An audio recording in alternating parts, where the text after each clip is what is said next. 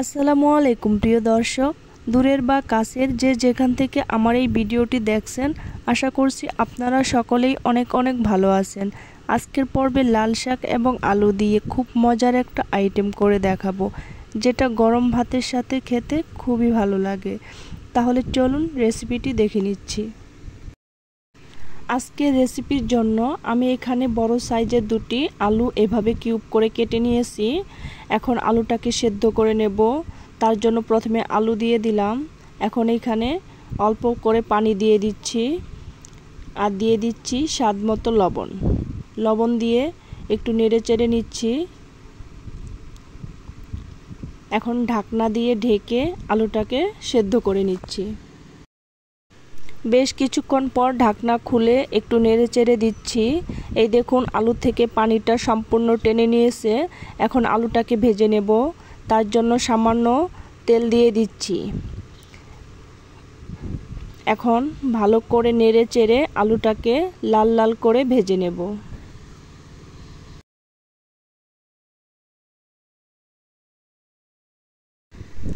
আলুটাকে লাল লাল করে ভেজে নিলাম। তো এখন আলুটাকে চুলার থেকে নামিয়ে নেব।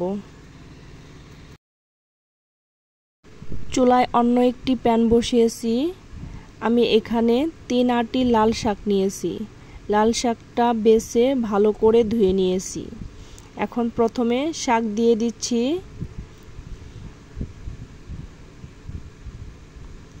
এখন সামান্য লবণ দিয়ে ঢাকনা দিয়ে ঢেকে শাকটাকে সেদ্ধ করে নেব। এই তো শাকটাকে সেদ্ধ করে নিলাম।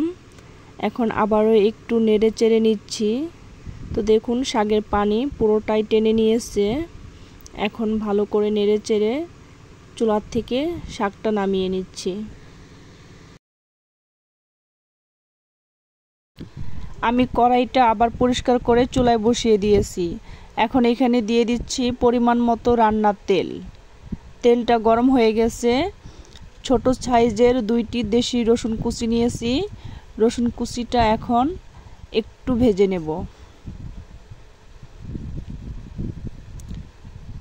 রসুনটাকে হালকা একটু ভেজে নিলাম।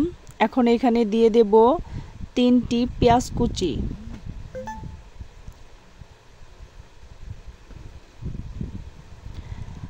আর 5-6টি কাঁচামরিচ ফালি দিয়ে দিচ্ছি। ঝালটা আপনাদের প্রয়োজন অনুযায়ী দিয়ে দিবেন।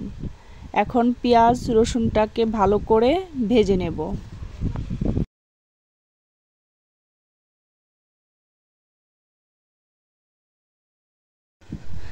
আমি পেঁয়াজটাকে ভালো করে ভেজে নিলাম। এই দেখুন, পেঁয়াজটা ভাজা হয়ে গেছে। এখন এখানে দিয়ে দেব 1 চা চামচ মরিচের গুঁড়ো, 1 চা চামচ হলুদের গুঁড়ো, আর দিয়ে দিচ্ছি স্বাদ মতো লবণ। এখানে লবণটা বুঝে দিবেন, যেহেতু আমরা আলু ভাজার সময় লবণ দিয়েছি, শাক সেদ্ধ করার সময় লবণ দিয়েছি। লবণটা একটু বুঝে দিবেন। এখন হলুদ মরিচগুলো ভালো করে নেড়ে চেড়ে মিক্স করে নিচ্ছি।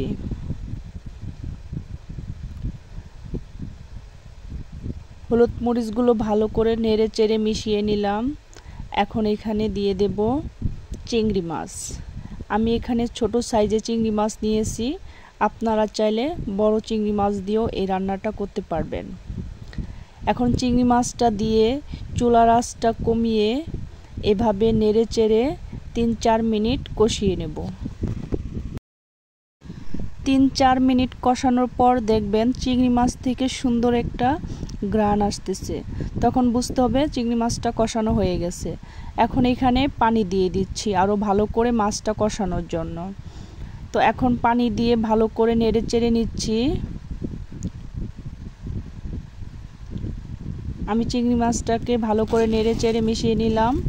এখন ঢাকনা দিয়ে ঢেকে আরও কিছুক্ষণ কষিয়ে নেব।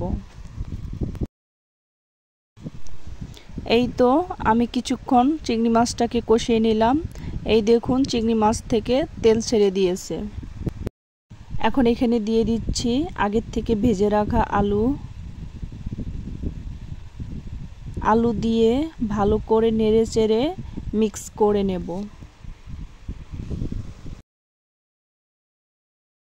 আমি আলুগুলো ভালো করে নেড়ে চেড়ে মিক্স করে নিলাম। এখন এখানে দিয়ে দেব সেদ্ধ করে রাখা শাক দিয়ে ভালো করে নেড়ে চেড়ে নিচ্ছি। এখন 5 মিনিট এভাবে নেড়ে চেড়ে রান্না করে নেব।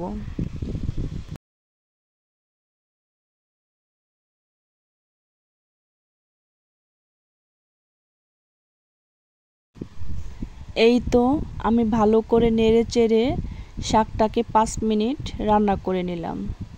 তো দেখতেই পারছেন আমার শাক রান্না করা হয়ে গেছে। এখন চুলার থেকে নামিয়ে গরম গরম ভাতের সাথে পরিবেশন করব।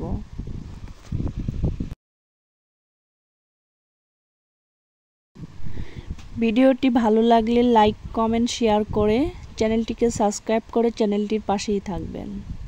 কে কোথা থেকে দেখতেছেন এই ভিডিওটি কমেন্ট করে জানাবেন। ধন্যবাদ সবাইকে এতক্ষণ আমার ভিডিওটি দেখার জন্য। আজকের মতো এখানেই বিদায় নিচ্ছি। আল্লাহ হাফেজ।